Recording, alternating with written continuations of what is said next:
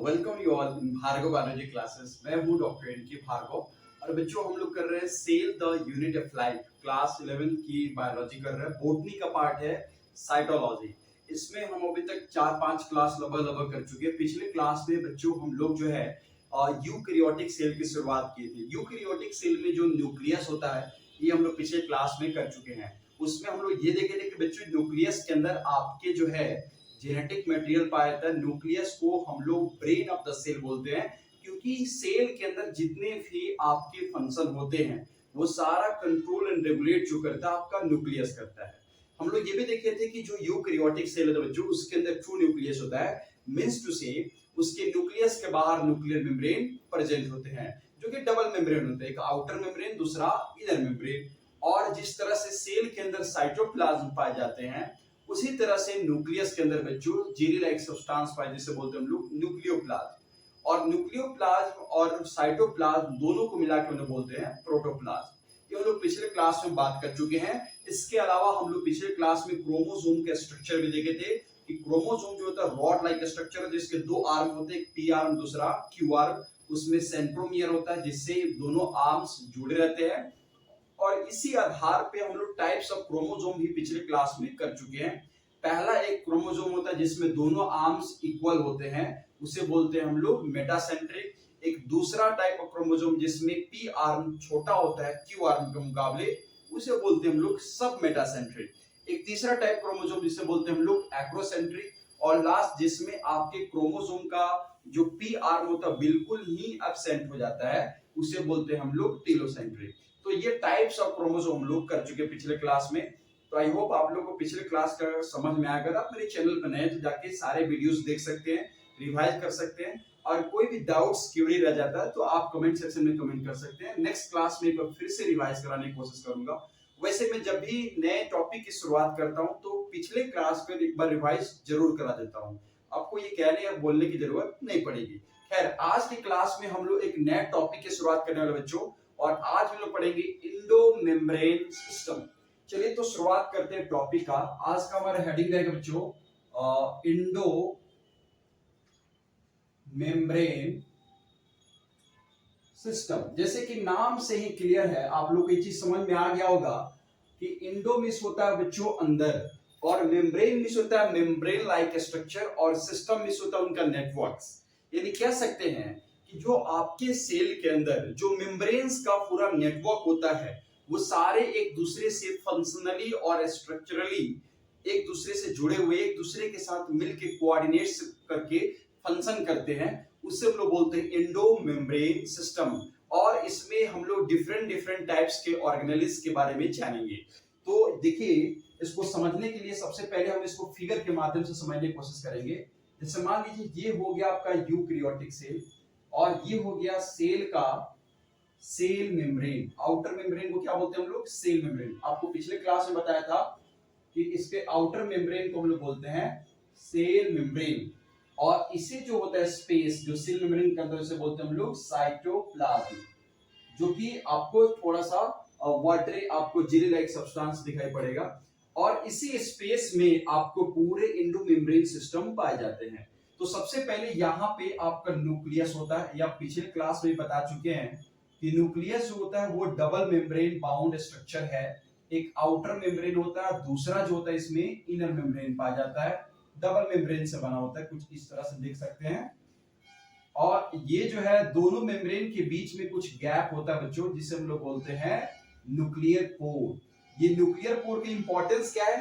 तो इससे कोई भी सब्सटेंस जो आपके न्यूक्लियोप्लाज्म, क्योंकि ये साइटोप्लाज्म हो गया, तो इसके अंदर जो पाए उसे बोलते हैं हम लोग न्यूक्लियोप्लाज्म, है ना। अभी जस्ट आपको बताया भी था। और साइटोप्लाज्म न्यूक्लियोप्लाज्म दोनों को मिला देते तो उसे बोलते हैं हम लोग प्रोटोप्लाज्म। आई होप आप लोगों को क्लियर होगा। तो इसके अंदर जो आपका जो लिक्विड पाए जिसे बोलते हैं हम लोग न्यूक्लियोप्लाज्म, और इसी के अंदर आपके जेनेटिक मटेरियल पाए जाते, यानी क्रोमोसोम पाए जाएंगे, आपके डीएनए पाए जाएंगे, क्रोमेटिन फाइबर्स, डिफरेंट टाइप्स के जेनेटिक मटेरियल पाए जाते हैं, आरएनए पाए जाते हैं, प्रोटीन्स पाए जाते हैं। अब देखिए होता क्या है कि जो आपका न्यूक्लियस है, इस न्यूक्लियस के जो आउटर मेम्ब्रेन है, इसी आउटर मेम्ब्रेन से आपको इमर्ज करता है इंडो मेम्ब्रेन सिस्टम। या यूं कहें कि इंडो मेम्ब्रेन सिस्टम से ही आपका न्यूक्लियस का आउटर मेम्ब्रेन का फॉर्मेशन हुआ है। तो देखेंगे यहाँ पे थोड़ा सा, ये देखिए इसके आउटर मेम्ब्रेन से आपको एक ऑर्गेनेलिस बाहर निकल रही है और ये ऑर्गेनेली बहुत ही ज्यादा ऐसे मुड़ी हुई रहती है, एकदम कुछ इस तरह से देख सकते हैं। और इस ऑर्गेनेली को हम लोग बोलते हैं बच्चों इंडोप्लाज्मिक रेटिकुलम। इसको बोलते हैं हम लोग इंडोप्लाज्मिक रेटिकुलम। इसे शॉर्ट फॉर्म बच्चों बोलते हैं हम लोग ईआर। क्या बोलते हैं? ER, endoplasmic reticulum. I hope आप लोग समझ रहे हैं। तो एक बार थोड़ा ध्यान से देखिए, समझिए, फिर हम लोग आगे की तरफ में बढ़ते हैं। इंडोप्लाज्मिक रेटिकुलम जो होता है बच्चों, ये आपके न्यूक्लियस के आउटर मेम्ब्रेन से ही फॉर्मेशन होता है। कह सकते हैं कि न्यूक्लियस के जो आउटर मेम्ब्रेन है वो इंडोप्लाज्मिक रेटिकुलम से ही बनता है। अब देखिए बच्चों होता क्या है, समझिएगा थोड़ा ध्यान से। इस न्यूक्लियस के जो आउटर मेम्ब्रेन है, इसी मेम्ब्रेन से आपको कुछ ग्रेन्यूल्स लाइक स्ट्रक्चर अटैच दिखाई पड़ेंगे जो आगे इंडोप्लाज्मिक रेटिकुलम तक एक्सटेंड करते हैं, पूरा इस तरह से इसको कवर करते हैं बच्चों। और ये जो आपके ग्रेन्यूल्स दिखाई पड़ रहे हैं, ये ग्रेन्यूल्स कुछ और नहीं है जबकि ये है अपना राइबोसोम। ये राइबोसोम आपके साइटोप्लाज्म में फ्री स्टेट में भी पाए जाते हैं और ऑर्गेनेल्स के अंदर भी पाए जाते हैं, ऑर्गेनेल्स के ऊपर भी पाए जाते हैं। तो देख सकते हैं कि ये पूरा यहां से शुरुआत किया, यानी आपके न्यूक्लियर मेम्ब्रेन से शुरुआत हुआ, पूरे इंडोप्लाज्मिक रेटिकुलम को कवर कर रहा है। क्योंकि यहाँ पे राइबोसोम प्रेजेंट है इस एंडोप्लाज्मिक रेटिकुलम के सरफेस पे, तो ये जो है आपको रफ लाइक अपीयर हो रहा है, थोड़ा सा घिसा हुआ अपीयर हो रहा है। देख सकते हैं इस राइबोसोम की वजह से ये रफ लाइक स्ट्रक्चर बना रहा है, इसीलिए इसे हम लोग बोलते हैं रफ इंडोप्लाज्मिक रेटिकुलम। इसी को शॉर्ट फॉर्म में बोलते हैं बच्चों RER, यानी रफ इंडोप्लाज्मिक रेटिकुलम। याद रहेगा बच्चों। तो अब देखिए इसी इंडोप्लाज्मिक रेटिकुलम के दो पार्ट्स हुए। एक पहला पार्ट जिसपे आपके राइबोसोम प्रेजेंट है, इसलिए उसे बोल देते हैं रफ इंडोप्लाज्मिक रेटिकुलम।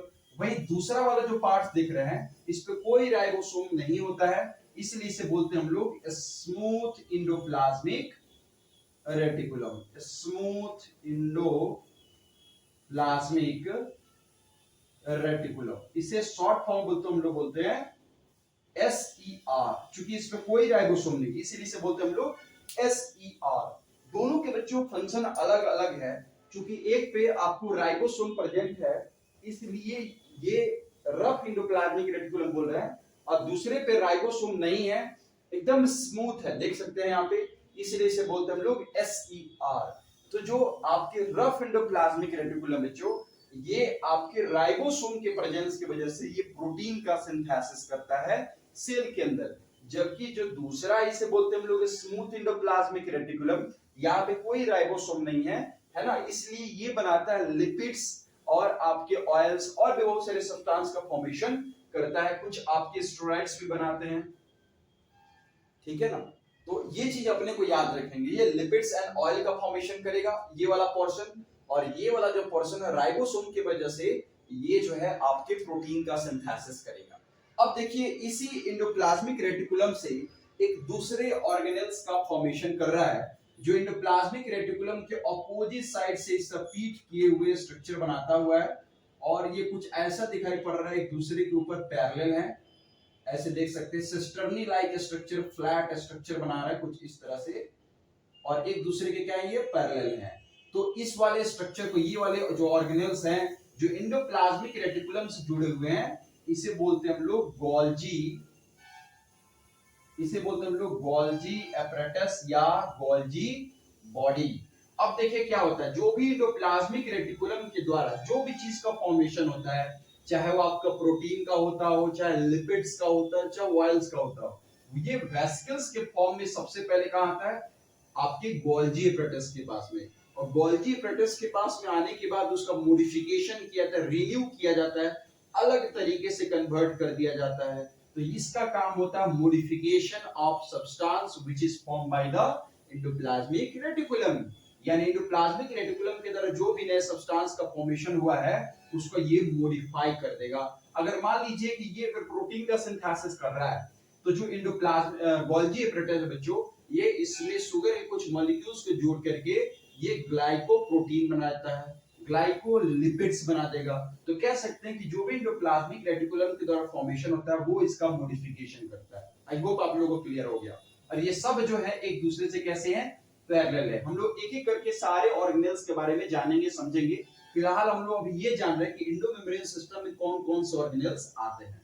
अब देखिए जो गोल्जी एपैरेटस से आगे भी कुछ ऑर्गेनेल्स फॉर्मेशन होता है बच्चों, इसे हम लोग बोलते हैं वेसिकल्स। क्या बोलते हैं हम लोग, इसे बोलते हैं हम लोग वेसिकल्स। और ये जो वेसिकल्स है बच्चों, इसका नाम है ये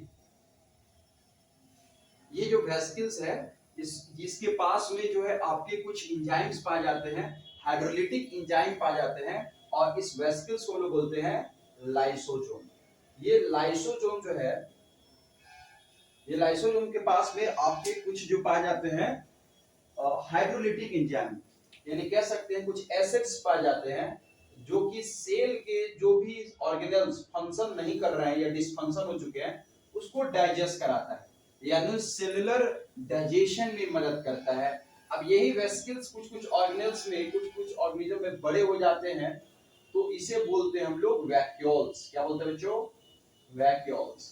तो क्या देख रहे हैं यहाँ पे कि ये पूरा आपका सेल हुआ, इसमें सबसे पहले हो गया एंडोप्लाज्मिक रेटिकुलम, उसमें दो हो गए, पहला एक रफ एंडोप्लाज्मिक रेटिकुलम और दूसरा हमारा smooth endoplasmic reticulum. Rough endoplasmic reticulum को शॉर्ट फॉर्म में हम लोग बोलते हैं RER, और इसका फंक्शन होता है प्रोटीन का सिंथेसिस करना। दूसरा जो है हमारा बच्चों स्मूथ एंडोप्लाज्मिक रेटिकुलम, और इसका फंक्शन होता है लिपिड्स ऑयल्स का फॉर्मेशन करना। और इसी से एक ऑर्गेनेल्स का फॉर्मेशन हो रहा है जिसे बोलते हैं हम लोग गोल्जी एपैरेटस या गोल्जी बॉडी, जो कि सिस्टर्नी लाइक स्ट्रक्चर है और एक दूसरे के ऊपर पैरेलल है, देख सकते हैं। आगे हम बताएंगे और भी डिटेल्स इस ऑर्गेनेल्स के बारे में। और ये जो आपका गोल्जी एपैरेटस आगे चल के कुछ वेसिकल्स में कन्वर्ट हो जाता है, जिसके पास में कुछ हाइड्रोलिटिक एंजाइम पाए जाते हैं, डाइजेस्टिव एंजाइम पाए जाते हैं जो सेलुलर डाइजेशन में मदद करता है, इसे बोलते हैं लाइसोसोम। लाइसोसोम से कुछ ऑर्गेनेल्स ऐसे जो बड़े हो जाते हैं साइज में, इसे बोलते हैं हम लोग वैक्यूल्स। तो वैक्यूल्स होता है बच्चों, इसका मेन काम होता है किसी भी चीज की स्टोरेज करना, जैसे कि वेस्ट प्रोडक्ट्स हो गया, आयंस हो गया, और भी सारे कुछ एक्स्ट्रा मटेरियल हैं सेल के अंदर, वो सारे इसी के अंदर स्टोर होते हैं।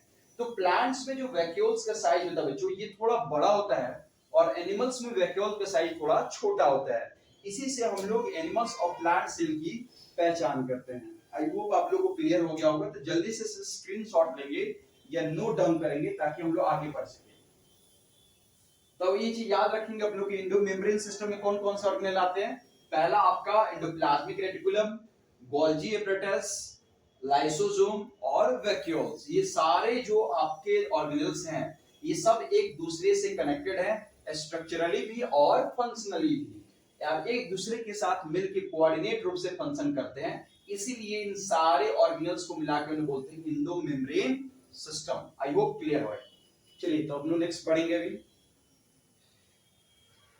फटाक से नोट डाउन करेंगे। अगर फिर भी कोई डाउट रह जाए, कोई क्यूरी रह जाती है आपको, तो कमेंट सेक्शन में बताएं, कमेंट करें, और नेक्स्ट क्लास में मैं थोड़ा सा उस पर डिटेल्स बताने की कोशिश करूंगा, तब आगे बढ़ूंगा। चलिए अब हम लोग इसको मिटा रहे हैं बच्चों। तो ये चीज समझ में आ गया कि एंडोमेम्ब्रेन सिस्टम क्या होता है, एंडोमेम्ब्रेन सिस्टम में कौन कौन से ऑर्गेनेल्स आते हैं। अब दो लाइन इसके बारे में थोड़ा सा लिख लेंगे, क्योंकि कंटेंट भी जरूरी है। फिगर के माध्यम से तो समझ में आ गया कि एंडोमेम्ब्रेन सिस्टम क्या क्या होता है सर, लेकिन कंटेंट भी आपके लिए जरूरी है। अगर आप बोर्ड के स्टूडेंट हैं तो आपके लिए कंटेंट बहुत मायने रखते हैं। अगर आप नीट के स्टूडेंट हो, आप नीट में अपियर होने वाले हो, तो आपके लिए ये फिगर बहुत ही ज्यादा काम करोगे, बहुत फायदेमंद होंगे, क्योंकि आपके कंटेंट से ज्यादा कहीं काम करते हैं वो ये फिगर है, क्योंकि इससे आपके माइंड में ज्यादा समय तक बने रहते हैं। चलिए तो एंडोमेम्ब्रेन सिस्टम को कैसे डिफाइन कर सकते हैं कि the network of membrane which connected to each other by structurally and functionally is called endomembrane system. इसमें क्या क्या आता है बच्चों? तो इट इंक्लूड्स, इसमें क्या क्या आ जाएंगे? सबसे पहले आ जाएगा आपका इंडोप्लाज्मिक रेटिकुलम, इंडोप्लाज्मिक रेटिकुलम। इसमें दो आ जाएंगे, एक पहला रफ इंडोप्लाज्मिक रेटिकुलम, जिसे शॉर्ट फॉर्म बोलते हैं RER, और दूसरा हमारा स्मूथ इंडोप्लाज्मिक रेटिकुलम, जिसे शॉर्ट फॉर्म बोलते हैं SER। ठीक है। दूसरा जो हमारा ऑर्गेनेल्स कौन कौन सा है? दूसरा हमारा ऑर्गेनेल्स है गोल्जी एपरेटस या गोल्जी बॉडी। तीसरा जो हमारा ऑर्गेनेल्स है वो है हमारा लाइसोसोम, लाइसोसोम। और लास्ट ऑर्गेनेल्स है उसे बोलते हैं हम लोग वैक्यूल्स। ये सारे जो ऑर्गेनेल्स हैं, इन सारे ऑर्गेनेल्स को मिला के लोग बोलते हैं इंडोमेम्ब्रेन सिस्टम। जल्दी से इसका नोट डाउन कर लेंगे या स्क्रीनशॉट ले लेंगे ताकि हम लोग आगे की तरफ बढ़ सके। आई होप आप लोगों को पॉइंट्स क्लियर है।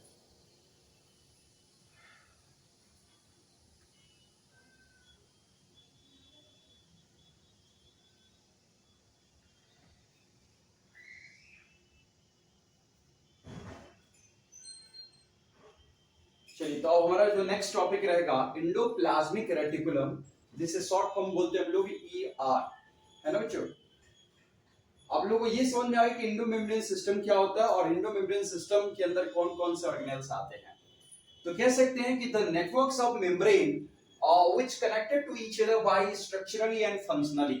अभी आप लोगों को फिगर के माध्यम से समझाएं कि सारे जो ऑर्गेनेल्स जो आपस में स्ट्रक्चरली यानी स्ट्रक्चर रूप से भी जुड़े होते हैं और फंक्शन भी साथ साथ मिलकर करते हैं, यानी एक का फंक्शन कंप्लीट है तो दूसरे का फंक्शन शुरू होता है, सब एक दूसरे पर डिपेंडेंट है, तो उसे क्या बोलते हैं लोग? इंडोमेम्ब्रेन सिस्टम, है ना। और इसमें कौन कौन से ऑर्गेनेल्स आ गए? Endoplasmic reticulum, Golgi apparatus, lysosome, vacuoles. बच्चों यहां से क्वेश्चन आ सकता है। कई बार क्या होता है नीट एग्जामिनेशन में, यहाँ पे 1 2 3 4 चार ऑर्गेनेल्स मिलकर इंडोप्लाज्मिक रेटिकुलम बनाते हैं, लेकिन क्या होता है कई बार जो है एक को मिस करके किसी दूसरे ऑर्गेनेल्स का नाम डाल देगा और आपको कंफ्यूज कर देगा।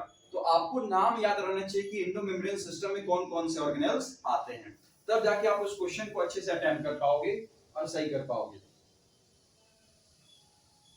ठीक है। चलिए, नेक्स्ट हेडिंग हम लोग इंडोप्लाज्मिक रेटिकुलम। तो पहला ऑर्गेनेल्स के बारे में थोड़ा सा पढ़ लेते हैं। Endoplasmic reticulum,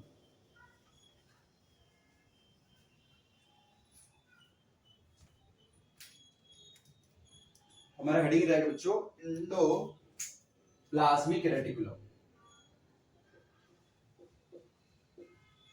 endoplasmic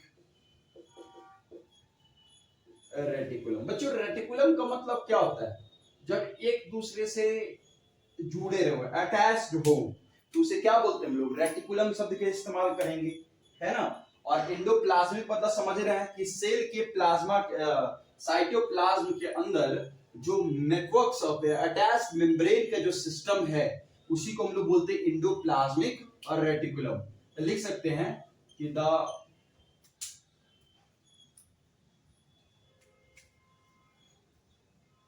the network of membrane system which is connected to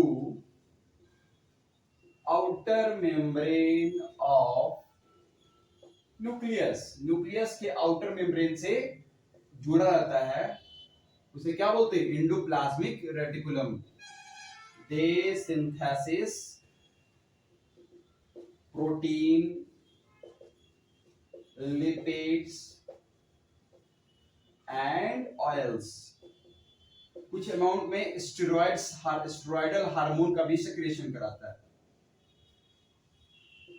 steroidal hormone का भी सिक्रेशन कराता है। वैसे हार्मोन जिसमें स्टेरॉइड्स पाए जाते हैं, कॉर्टिकॉइड्स हार्मोन नहीं, स्टेरॉइडल हार्मोन, जैसे कि टेस्टिस से निकलने वाला टेस्टोस्टेरोन, एस्ट्रोजन, प्रोजेस्टेरोन, ये जितने भी हार्मोन्स हैं, इन सारे हार्मोन्स को हम लोग बोलते हैं स्टेरॉयडल हार्मोन।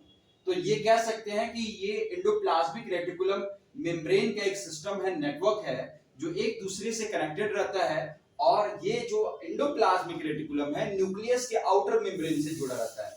और ये किस चीज का सिंथेसिस करता है बच्चों? प्रोटीन का, लिपिड्स का, ऑयल्स का, स्टेरॉयडल हार्मोन का, सेल के अंदर, है ना। तो इसे बोलते हैं हम लोग एंडोप्लाज्मिक रेटिकुलम। इसमें दो तरह का रेटिकुलम है, पहला रफ एंडोप्लाज्मिक रेटिकुलम और दूसरा स्मूथ एंडोप्लाज्मिक रेटिकुलम। अभी आपको फिगर के माध्यम से समझाएं, फिर से इसे नोट डाउन कर लेंगे। तो इसमें दो तरह का आपका मेम्ब्रेन सिस्टम हो गया। एक पहला हो जाएगा रफ एंडोप्लाज्मिक रेटिकुलम। इसके दो टाइप्स हो जाएंगे बच्चों। एक पहला हो जाएगा रफ एंडोप्लाज्मिक रेटिकुलम और दूसरा जो हो जाएगा हमारा स्मूथ एंडोप्लाज्मिक रेटिकुलम, है ना। दो हो गया। तो पहला जो होता है बच्चों, जिसको बोलते हैं हम लोग रफ एंडोप्लाज्मिक रेटिकुलम, ये क्या होता है? तो अभी जस्ट आप लोगों को फिगर के माध्यम से समझाएं कि रफ एंडोप्लाज्मिक रेटिकुलम वो एंडोप्लाज्मिक रेटिकुलम होता है जिसके आउटर सरफेस पे क्या पाए जाते हैं? राइबोसोम, है ना। याद रखना है कि they have ribosome on their outer surface. इसके आउटर सरफेस पे राइबोसोम पाते हैं, दैट इज कॉल्ड रफ। तो इसी वजह से इसे क्यों बोलता है? इसीलिए इसे बोला जाता है रफ। राइबोसोम के प्रेजेंस की वजह से क्या बनाता है बच्चों? दे सिंथेसिस प्रोटीन। सेल के अंदर प्रोटीन का सिंथेसिस करने का काम करेगा राइबोसोम की वजह से। क्योंकि राइबोसोम का फंक्शन ही होता है क्या करना? प्रोटीन का सिंथेसिस करना। हेलो, तो जल्दी से इसका नोट डाउन करेंगे स्क्रीनशॉट लेके। अब हम लोग जानेंगे बच्चों स्मूथ एंडोप्लाज्मिक रेटिकुलम का क्या फंक्शन होता है। क्योंकि स्मूथ एंडोप्लाज्मिक रेटिकुलम के ऊपर कोई राइबोसोम नहीं होगा, तो राइबोसोम नहीं है तो सिंपल सी बात है, ये प्रोटीन का सिंथेसिस नहीं करे। कंफ्यूज नहीं होना है, रफ एंडोप्लाज्मिक रेटिकुलम मतलब प्रोटीन, क्योंकि राइबोसोम है। और स्मूथ एंडोप्लाज्मिक रेटिकुलम मतलब प्रोटीन का सिंथेसिस नहीं करेगा। क्यों? क्योंकि उसके ऊपर राइबोसोम नहीं है। उसके ऊपर क्या, तो वो क्या सिंथेसिस करेगा? तो वो सिंथेसिस करता है आपके लिपिड्स का, ऑयल्स का। जो सेल के अंदर लिपिड्स पाए जाते हैं, ऑयल्स पाए जाते हैं, और कुछ अमाउंट में स्टेरॉयडल हार्मोन का सेक्रेशन करने का काम करता है सेल के अंदर। तो ये जो फंक्शन होता है, ये होता है हमारे स्मूथ एंडोप्लाज्मिक रेटिकुलम का। दूसरा जो हमारा है स्मूथ एंडोप्लाज्मिक रेटिकुलम, जिसे शॉर्ट फॉर्म बोलते हैं SER। दे, इसमें लिखेंगे they do not have ribosome on their outer surface, इसीलिए इसे क्या कहा जाता है? स्मूथ बोला जाता है। चिकना है इसका सतह, है ना। और ये किस इसका सिंथेसिस करता है बच्चों? तो ये सिंथेसिस करेगा आपका किस इसका? Lipids, oils and steroidal hormone का। They synthesis lipids, oils and steroidal hormone. जैसे कि हो गया आपका मेल के टेस्टिस से निकलने वाला टेस्टोस्टेरोन, जैसे कि फीमेल को ओवरी से निकलने वाला एस्ट्रोजन, प्रोजेस्टेरोन वगैरह वगैरह, बहुत सारे आपके स्टेरॉयडल हार्मोन होते हैं। तो ये सारा जो सेक्रेट करेगा, ये करेगा हमारे smooth endoplasmic reticulum. I hope आप लोगों को क्लियर हो गया कि स्मूथ एंडोप्लाज्मिक रेटिकुलम और रफ एंडोप्लाज्मिक रेटिकुलम में क्या डिफरेंस है। एक पहला प्रोटीन का सिंथेसिस करेगा, दूसरा लिपिड्स का, ऑयल्स का एंड कुछ अमाउंट में स्टेरॉयडल हार्मोन का। आप क्लास 11th का फिजियोलॉजी जब पढ़ेंगे, लास्ट का केमिकल कोऑर्डिनेशन इंटीग्रेशन, उसमें हम जानेंगे डिटेल्स में कि स्टेरॉयडल हार्मोन और ग्लूकोकॉर्टिकॉइड्स हार्मोन में क्या डिफरेंस है। फिलहाल आप ये इतना समझिए कि स्टेरॉयडल हार्मोन में क्या क्या आते हैं? टेस्टोस्टेरोन, क्योंकि लास्ट में ONE जुड़ा हुआ है, एस्ट्रोजन, प्रोजेस्टेरोन, इसकी पहचान ऐसी ही होती है। तो आई होप आप लोगों को समझ में आया टॉपिक आज का कि इंडोप्लाज्मिक रेटिकुलम क्या होता है और इंडोमेम्ब्रेन सिस्टम में कौन कौन से ऑर्गेनेल्स आते हैं। तो अगर कोई भी डाउट्स क्वेरी रह गया है तो आप कमेंट सेक्शन में कमेंट करेंगे और चैनल को ज्यादा से ज्यादा लोगों में शेयर करें। जो भी चीज का नीड है उनको शेयर करें। सिंपल एंड इजी लैंग्वेज में बायोलॉजी सीखने के लिए हमसे जरूर जुड़े, है ना। मिलते हैं नेक्स्ट क्लास में नेक्स्ट टॉपिक के साथ में। Thank you so much. शुभ रात्रि।